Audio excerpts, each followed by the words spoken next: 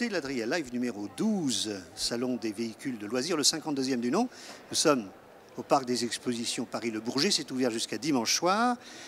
Comme chaque jour, 2 invités. Avec nous, Caroline Batichard de Campus. On va voir de quoi il s'agit dans un instant.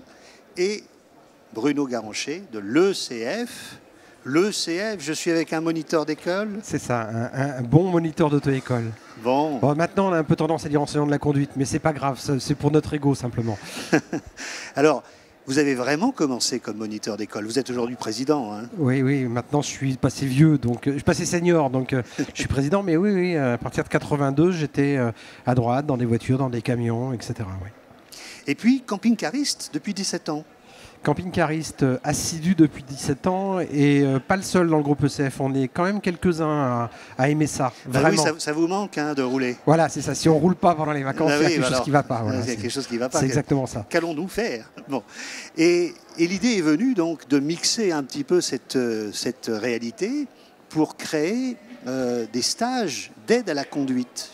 Oui, c'est vrai, il y a eu plusieurs phénomènes. D'abord, parce que je suis camping-cariste, je vois des choses sur les aires de repos de temps en temps, qui parfois sont croquignolesques. J'ai aussi dans mon entourage ma belle-mère et mon beau-père qui sont camping-caristes aussi.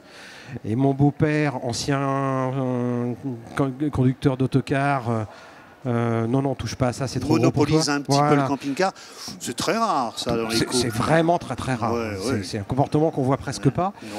Et puis, le tout entre aussi des raisons de sécurité. Enfin, je veux dire, c'est un véhicule qui n'est pas complexe à conduire, c'est un véhicule qui est agréable à conduire, souple, etc., mais qui a des caractéristiques particulières. Est-ce qu'il n'est pas trop facile à conduire, même d'une certaine façon? Peut-être, oui, parce qu'on a l'impression de conduire une voiture et c'est pas tout à fait une voiture, malgré tout. Et c'est pour ça que vos stages permettent de conduire en toute sécurité et surtout en ayant conscience du véhicule que l'on a entre les mains. Il y a la conscience, il y a les trucs. Il y a des trucs parce que quand on prend un rond-point avec une voiture, on ne le prend pas de la même façon qu'avec un camping-car. On serait plus près du franchissement avec un poids lourd. Il y a du poids, donc on pense à des choses. Il y a des façons d'alléger son camping-car qui, dans 80% des cas, est en surcharge. Et voilà. Donc oui, on balaye tous ces éléments-là. Et puis après, on démystifie. Comme on a un public qui est, c'est vrai, majoritairement féminin, monsieur ne pensant pas avoir besoin d'y aller, on démystifie un certain nombre de choses. Voilà. On va en reparler, on ira dans le détail pour savoir à quoi correspondent ces stages. Et puis, puisque ce sont beaucoup les femmes qui ont finalement le courage ou l'humilité, soyons clairs, de venir à ces stages, on se tourne vers vous, Caroline, toute jeune. Bonjour. Caroline Batichard. Oui. Campus. Alors moi j'allais dire campus, mais non, tu m'as repris, tu m'as dit que ça venait de l'anglais évidemment. Voilà, exactement. En fait, c'est la contraction de camping, camper, et le us qui veut dire nous en anglais. Nous. Pour dire nous campons tous ensemble. Voilà. Et vous vous adressez finalement à cette nouvelle génération. Hein, le marché du fourgon, du van est en plein essor. Oui, tout à fait. Et vous avez eu l'idée de lancer un blog. Oui, alors donc le blog qui s'appelle Campus, qui regroupe conseils et astuces pour tous les pratiquants de van, fourgons aménagés, mais aussi pour les toiles de tente, parce qu'il ne faut pas les oublier, elles font partie du camping. Donc on livre conseils et astuces, comment aménager son van, comment bien choisir son van, quelle tente choisir, toutes les innovations et les nouveautés qu'on va avoir. Donc ça, voilà, c'est notre blog avec notre page Facebook et Instagram. Et bien sûr, après, on va vous proposer des offres et services innovants pour ces personnes qui partent en toute liberté camper avec leur van. Mais ça, c'est après, en toute liberté. Et vous vous adressez à ceux que vous appelez les liberties. Les liberties. Alors, qui sont les liberties, justement? Alors, justement, donc, c'est des gens, on a remarqué, qui partent donc, en van, fourgon aménagé ou tente, et qui sont des gens en fait, qui vont partir du jour au lendemain, qui ne vont pas réserver, qui vont aller de lieu en lieu sans vraiment choisir. Sans rien prévoir. Allez, sans on y rien va. Prévoir, c'est ça, exactement. Et qui vont faire des tours d'Europe ou des tours du monde et qui nous font rêver. Bon, alors, ils vont nous faire rêver aussi, parce que je suis sûr que ce sont des gens qui prennent beaucoup d'images, beaucoup de photos. Oui. Alors, la liberté, oui, mais elle s'organise un petit peu. Alors après, il faut savoir que quand on est utilisateur de van, il faut quand même être très organisé, puisque dans un van, c'est un petit habitacle, et tout doit avoir une place, sinon après, c'est la cacophonie. Donc oui, il faut être organisé, mais c'est plus la liberté de mouvement, de se dire, ah bah tiens, ici, j'ai envie de faire du surf, donc je vais rester 2 jours. Après, là, j'ai envie de rester juste une nuit. Voilà. C'est plus cette liberté de voyager, de se dire, j'ai le temps, je fais ce que je veux, voilà. Alors il y a des conseils et puis il y a des partenariats qui sont en train de se nouer avec tous ces nouveaux acteurs de ce monde du plein air. Oui, alors notamment quand on veut surfer sur les vannes et le fourgon, on est avec Wikicampers qui fait de la location entre particuliers, Hippocamp qui a un réseau de concessionnaires qui surfe sur cette tendance du van, et après tous les nouveaux concepts comme Home Camper qui est camper chez l'habitant. Donc voilà, on sait que c'est des choses innovantes qui commencent à plaire et donc du coup on s'est dit qu'il fallait aller avec eux pour construire quelque chose. Vous êtes campeur, vous êtes randonneur, vous êtes cycliste, vous êtes pêcheur peut-être. Vous avez des passions, vous aimez le patrimoine et puis vous avez la possibilité avec un petit van ou un petit fourgon de vivre cette passion le week-end. Allez à l'improviste au dernier moment, vous allez sur le blog Campus. Merci Caroline. Merci. Alors ces stages. Et je vais y aller, moi, parce que j'ai un camping-car, mais j'ai l'impression d'être Liberty, en fait. Ah ben il faut, soyons tous Ah Liberty. bah oui, il faut y aller, ouais.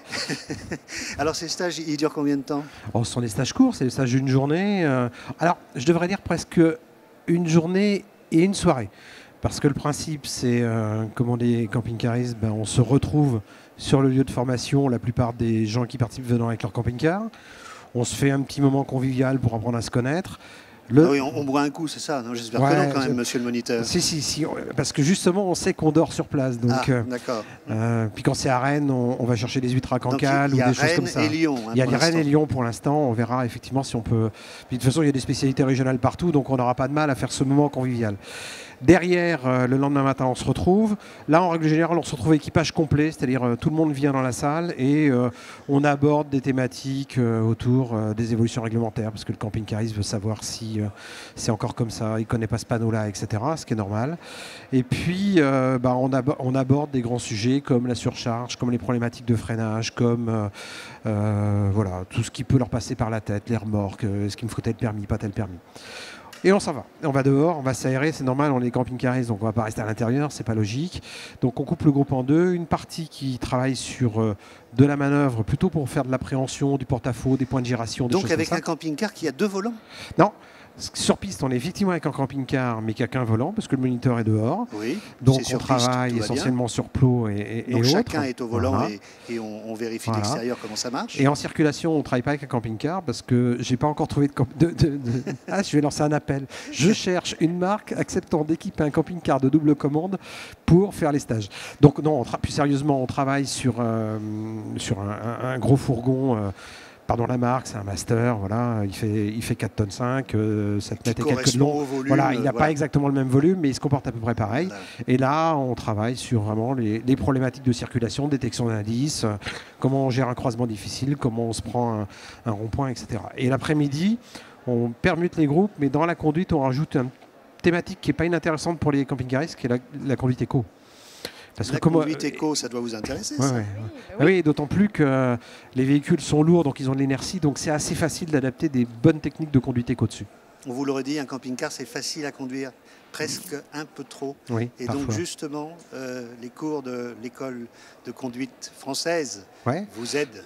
Alors, on n'est pas tout seul, hein, nous aussi. C'est-à-dire que nous, on n'existe que parce qu'il y a des partenaires qui nous donnent un gros coup de main. La FFCC nous donne un gros coup de main, puisqu'en fait, c'est elle qui est... Nous sommes conjointement à l'origine des stages. Et on a un appui génial de leur part. Et puis Hippocamp aussi, décidément, ils sont cités partout, mais merci à eux. Parce que les véhicules qu'on utilise en formation sortent de chez eux. Merci, bon voyage.